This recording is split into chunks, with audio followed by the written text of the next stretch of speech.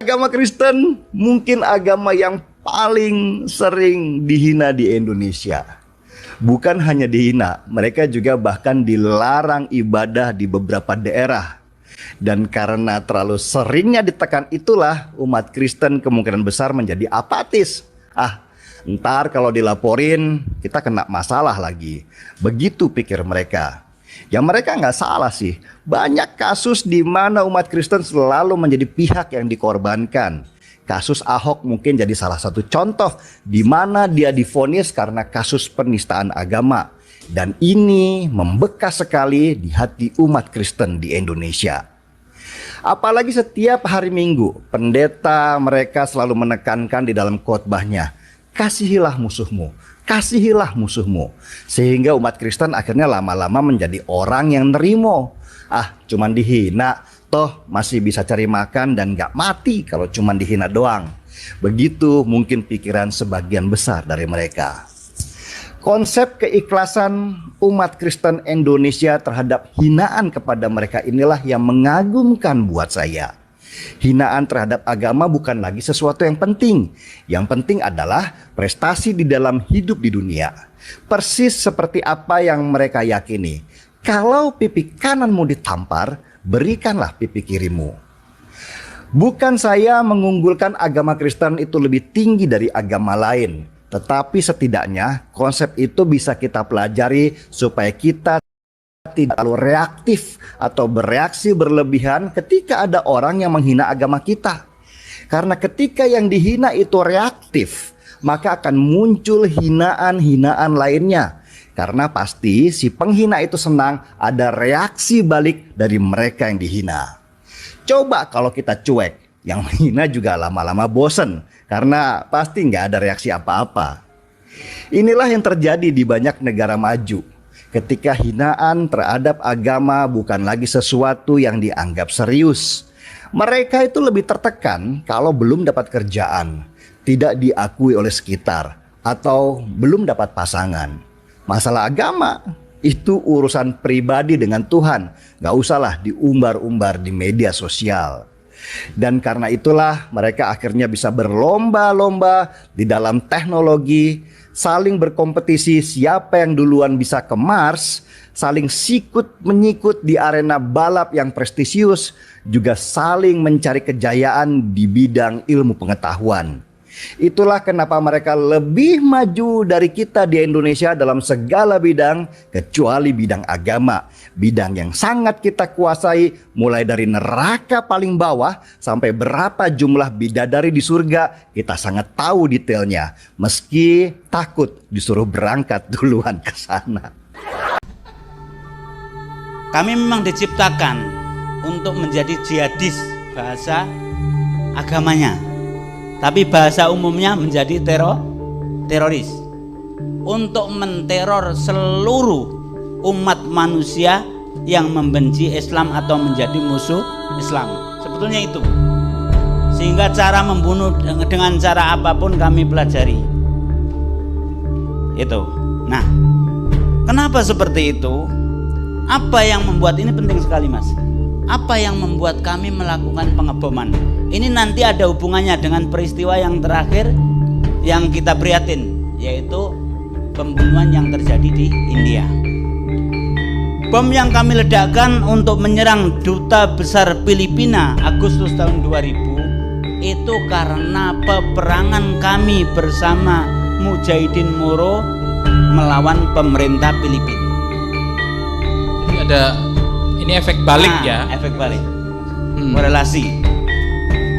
Artinya bahwa dengan peristiwa itu mereka kita balas. Di antaranya duta besarnya di Indonesia. Terus kalau ditanya kenapa kok di Indonesia? Ya kami jawab karena kami tidak mengakui NKRI. Karena kami inginkan itu NKRI itu menjadi negara Islam Indonesia, balik lagi NII. Jadi supaya jelas. Nah, kemudian bom kedua. Bom gereja malam Natal serentak di beberapa kota di Indonesia tahun 2000, yaitu tanggal 25 Desember. Termasuk di Mojokerto. Saya yang melakukan. Itu kenapa? Karena kerusuhan Ambon dan Poso, yaitu penyerangan yang dilakukan oleh oknum Kristen terhadap umat Islam. Oleh karena itu Hambali itu senior saya di Afghanistan yang sekarang dipenjara di Guantanamo, Amerika, oleh Amerika, datanglah ke Indonesia. Waktu itu dia di Malaysia.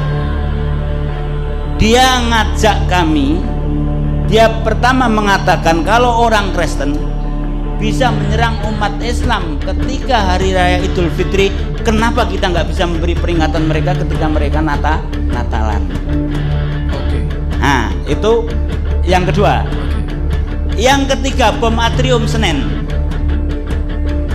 Itu adalah tujuannya untuk menyerang para pendeta yang mau pertemuan di situ, membicarakan masalah Ambon sama Poso. Jadi mau dibom dengan bom tas.